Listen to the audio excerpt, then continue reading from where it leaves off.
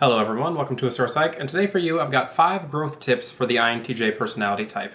Now, all of these specific tips that I'm going to be giving today are tips that are from me as a subjective person. These are the tips that I would recommend as an INTJ to an INTJ if they wanted to grow as a person and kind of get over some of the struggles that they've had in life. These are things that I've reflected on over the past couple months and even years, and the things that I think really helped me grow as a person. Let's get into it.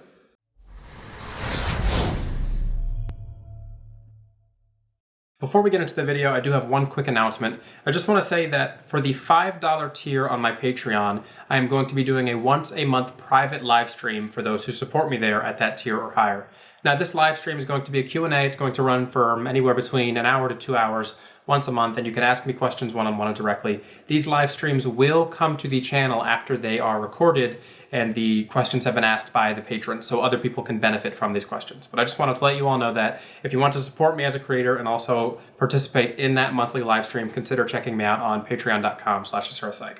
So the first growth tip I have for INTJs, from my own point of view, is that you should really focus on trying to challenge yourself and not other people. As a type with extroverted thinking, it's very common for us to want to kind of climb to the top of the kind of competency hierarchy that we're in. And as extroverted thinking top 2 types, we're very much likely to be doing that. We're likely going to end up somewhere very high on the competency or ranking chain in whatever we do as people. But in my opinion, it's more beneficial for INTJs in terms of growth if they don't take the mindset of trying to climb for the sake of rank or position, and instead try and develop their own competency as individuals. Now, this is something that I think is different for, say, ENTJs and INTJs, because ENTJs are going to benefit from that competition. ENTJs, extroverted thinking dominant types, really enjoy that push and pull that they have with other people as extroverted types. They're interacting with something in the outer world, other people, and that drives them towards success. But for the INTJ, this is something that they can think they want. They're going to think that they want to be challenging other people and being the best, when in reality, they're going to be better off if they can learn to challenge themselves and set higher goals for themselves compared to trying to compete with others. So, to give a personal example of this, I like to play video games competitively sometimes. Fighting video games like Street Fighter and Soul Calibur. I'll travel to tournaments occasionally.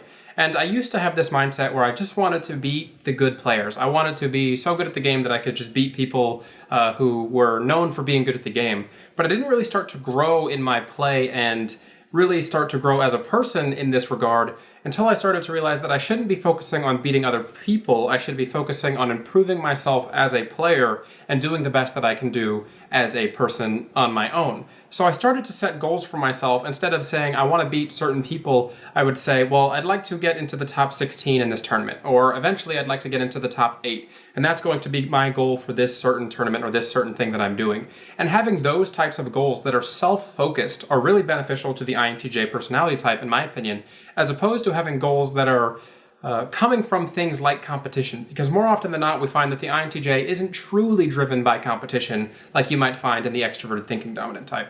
So my second tip for growth for INTJs is one that I think is really important for INTJs, like really important if they want to develop meaningful work and personal relationships. And that's that they need to learn to be approachable. As an INTJ, it's very easy to come off as someone off-putting, as someone who's hard to approach. It's easy for us to kind of have that death stare kind of thing going on.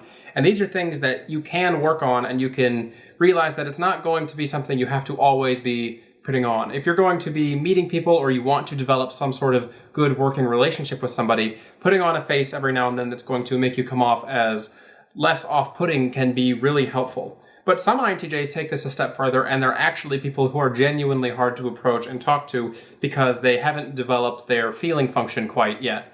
And in my opinion, this is really important. That tertiary introverted feeling is going to be something that's not going to come out until maybe the 20s or even 30s for some INTJs. But learning to take a step back, listen to people, and be approachable, I think is a really important tip for INTJs, and it's something that has helped me exponentially in the past few years. Taking a bit of humility when it comes to approaching other people and realizing that even people that we don't think have useful information for us have some sort of perspective that we can learn from. And that segues into my next growth tip for INTJs. The third tip I have for INTJs is that it's important to sometimes seek advice from other people, even if you really don't want to.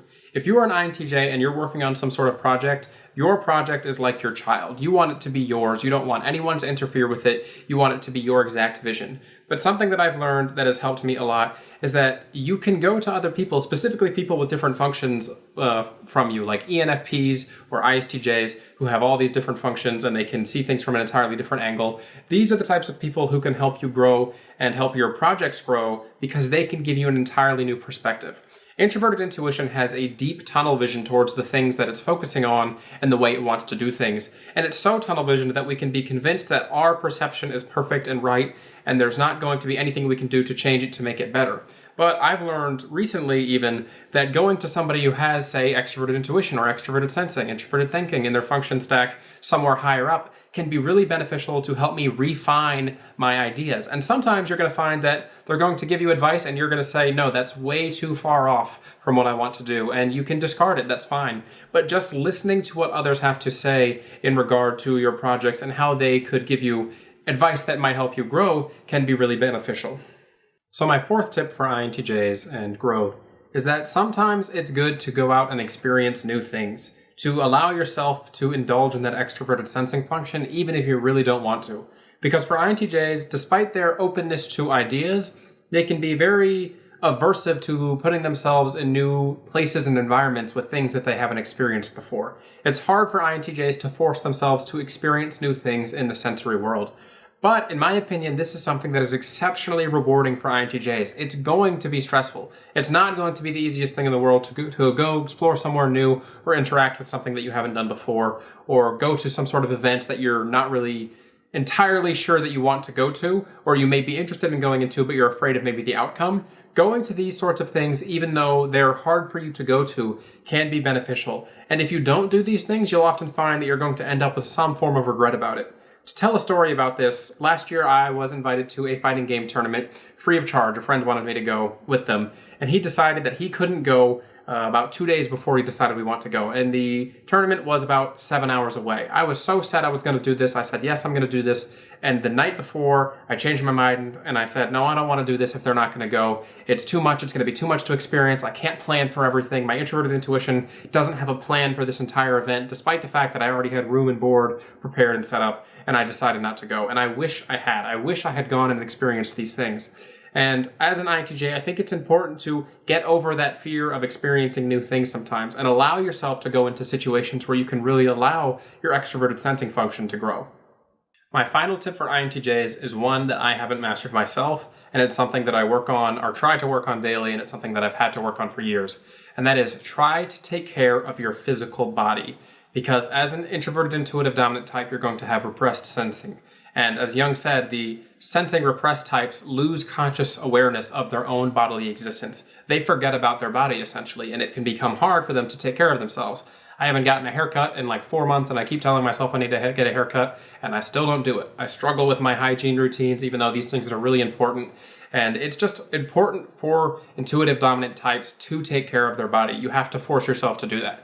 I used to weigh, some of you may know this, I used to weigh 300 pounds, and one of the biggest things that helped me grow as a person was losing a ton of weight and putting myself on a diet. And that changed my entire mindset about how I could interact with so many things in the world once I learned that I had the potential to make this much change with my mind, my body, myself essentially. And learning to take care of yourself is really important as an INTJ, specifically your physical body, because this is something that you're not going to be often thinking about. So remember to do the basic things regarding hygiene. Try to eat decently. And you know, some people would say this is just basic health advice. But if we look at it from a Jungian point of view, this is going to be much harder for the sensing repressed types. So in my opinion, it's really hard for them to do this, and it's really important for them to do this. And that's my last piece of advice. All right, everybody, I hope you've enjoyed those 5 tips for growth for INTJs.